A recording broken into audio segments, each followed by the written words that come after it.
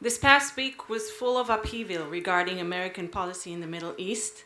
In almost every area, we witnessed surprises during President Trump's visit to the Gulf. I would like to invite Dr. Eric Mandel, founder of the MEPIN Institute, to clarify where things are heading. Are they moving in the right direction? What is required in order to seize opportunities while avoiding taking unnecessary risk when it comes to American interest in ensuring Israel's security?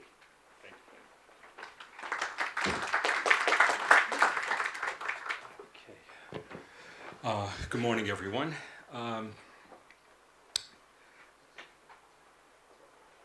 So I think before I get into American policy in Lebanon, Syria, what's going on in Iran, I want you to understand what's going on in the United States now. And I think for Americans, it's hard to understand what's going on. So to understand U.S. foreign policy, you need to understand that President Trump and the rise of populism is very different than traditional Republican foreign policy. I think you need to think about it as security-minded internationalists like Senators Tom Cotton and Lindsey Graham, as opposed to more isolationists, or as they like to call themselves, restrainists, like Tucker Carlson, who has the president's ear, and Tulsi Gabbard.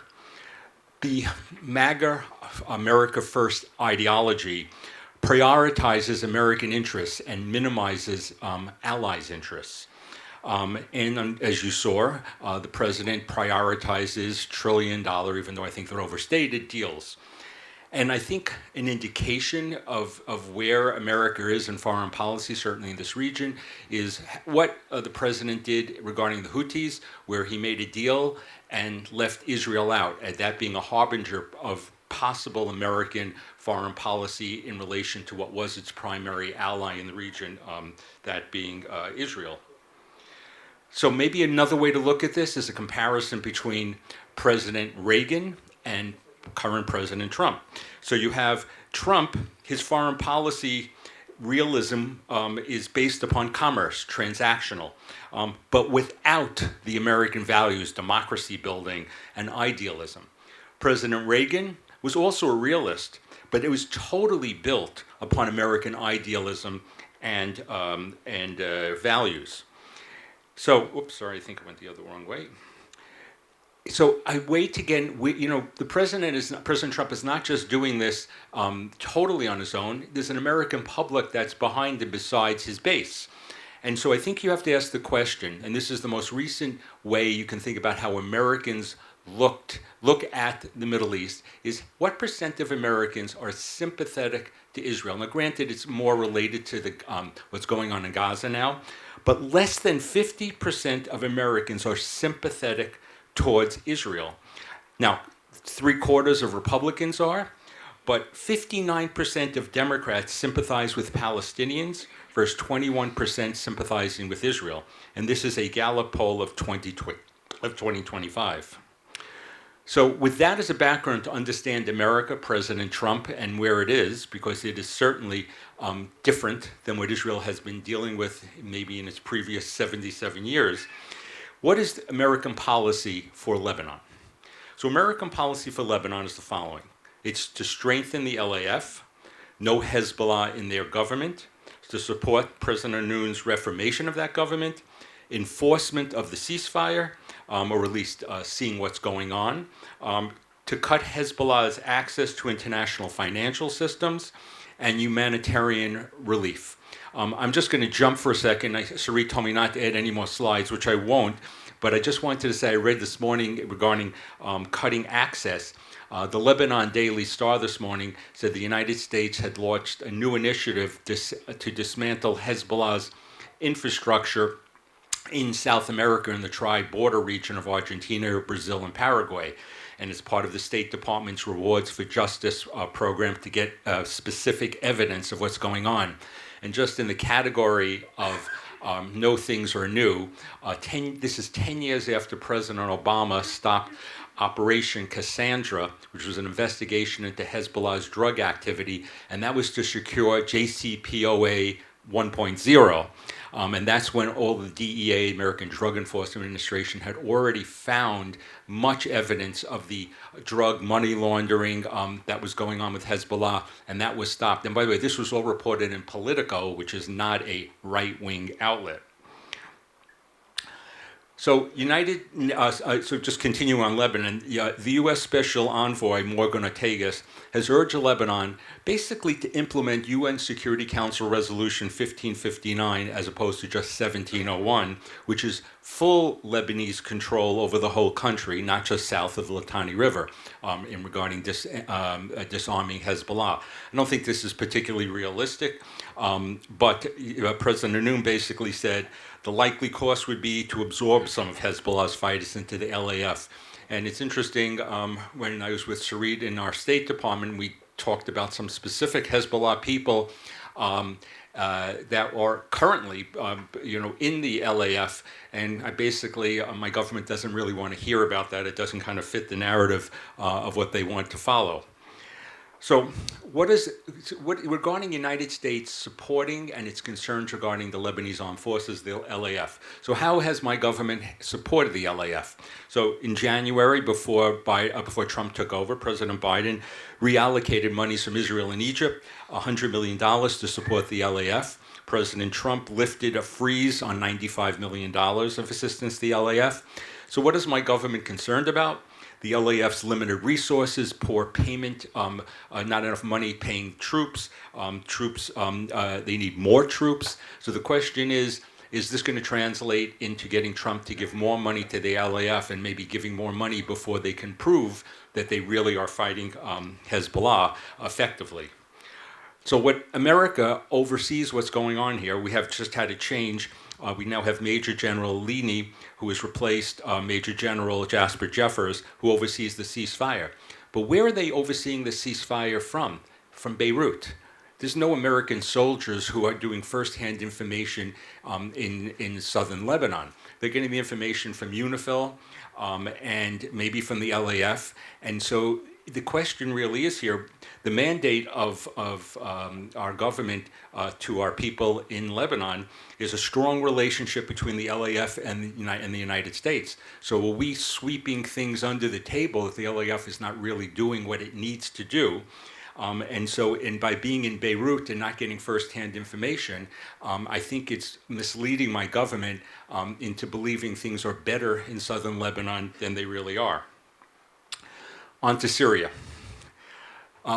President Erdogan wants President Trump to accept a strong Syria under Turkish influence. So Erdogan is lobbying my president, saying the combination of Qatari cash to rebuild a devastated Syria with Turkish influence, that Syria can become stable. The president wants to have things done quickly. He doesn't want to care really how it is. It's not about democracy building.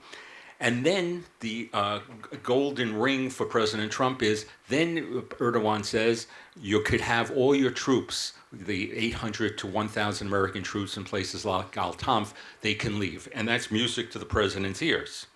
So to give you an idea of President Erdogan's influence on President Trump, says, Trump told reporters, here's a quote, "We told the Israelis we are going to remove the sanctions. Turkish President Erdogan thinks we should do it." So what, from an American perspective, do we think what has Israel told the administration or Congress? They are preferring a decentralized Syria, not under Turkish hegemony. Israelis are worried that Syria turns into a Turkish forward operating base where the jihadists are still in control. Al-Shura what the Israelis have told my government is Al-Shura has stocked the army and key ministries with his loyalists, and the new constitution places too much power in Al-Shura's hands, or Al-Jalani. And Israel recommended a distrust and verify policy before removing sanctions, which was my assessment also. But Israel, and also warned of the jihadi threat to the minorities that are there, Erdogan's threat about what about the Kurds in the northeast, thinking about what he did less than 10 years ago to the Kurds in the northwest, in the Afrin area. And from an Israeli perspective, they were hoping for autonomous zones in Syria. Unfortunately, in my government, in my government, both it is bipartisan, and this is I work in one of these offices, Senator Risch and Senator Shaheen, who were the two senior people in the Senate Foreign Relations Committee, were pressuring the administration to have sanctions relief, before you knew where al-Shira was. And you had a lot of, there was a congressman who went up and spoke with al-Shira, Martin Stoltzman, and it was basically sounding like he was writing talking points for al-Shira, saying he's open to a Golan Heights deal, wants to rebuild Syria into a free republic. Shara is reducing terrorists. It's in the United States and Israel's interest to align in integrating al-Shara.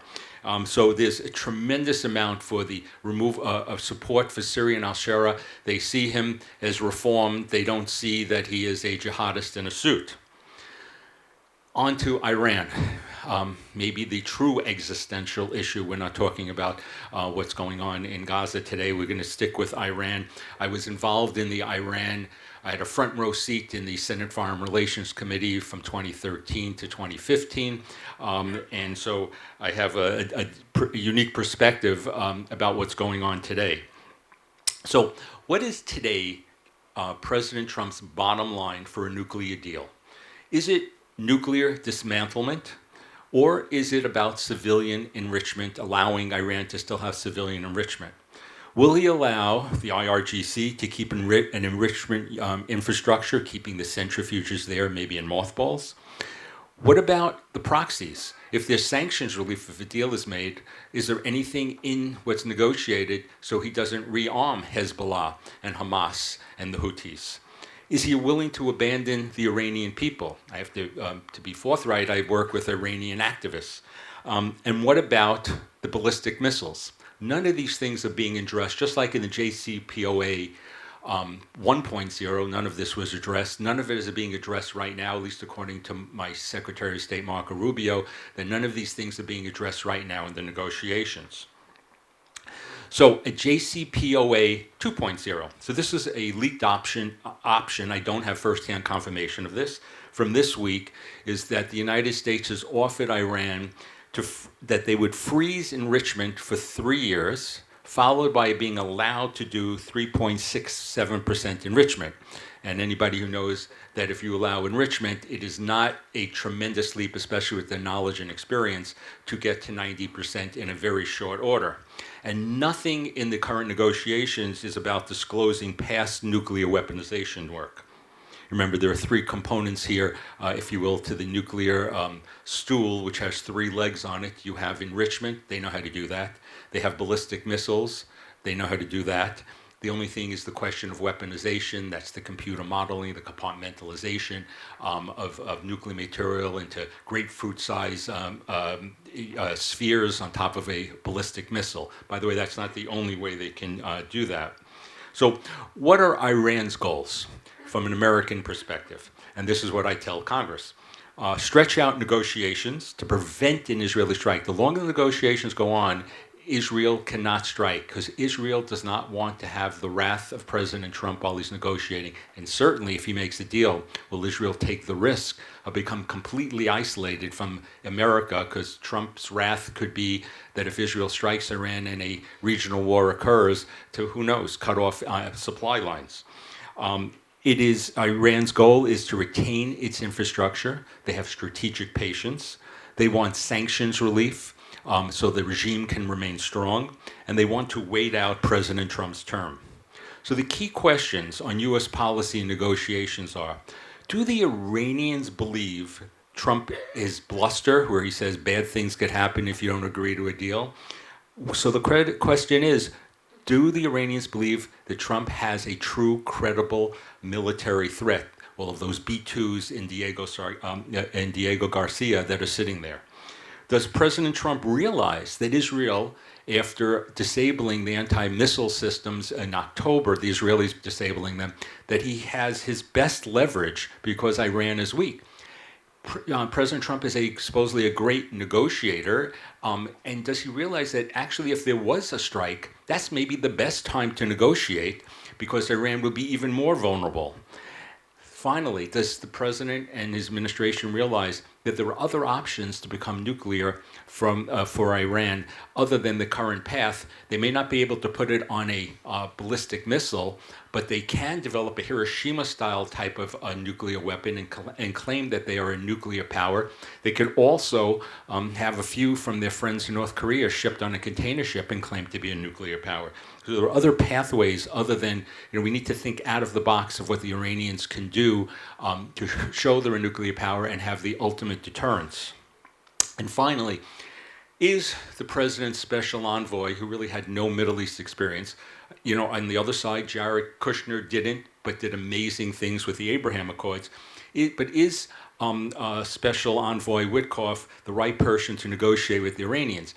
It was reported that when he was dealing between Russia and Ukraine, he used a Russian translator, and not an American translating from Russian. So he seems to have made some missteps along the way. And the question is, I wrote this piece for The Hill, can a transactional real estate businessman outwit the experienced and wily Iranian negotiators? And he has gone back and forth in saying if Iran can have a nuclear weapon. He has not gone back and forth. He has said they cannot have a nuclear weapon, but regarding enrichment and things like that, he seems to go back and forth. And is that reflective of the president or inexperienced or purposeful? And finally, if I had more time, and I'm happy to discuss this, I think Qatar is a major issue, even though, and even when we're dealing with the North, Qatari money coming into Syria, coming into Lebanon, and its influence in the United States is a big issue to discuss maybe in a future conference. If anybody wants to talk to me after, fine, I'd be happy to. And if you write to me, please take a picture of the slide. I will be happy to respond to you. Thank you.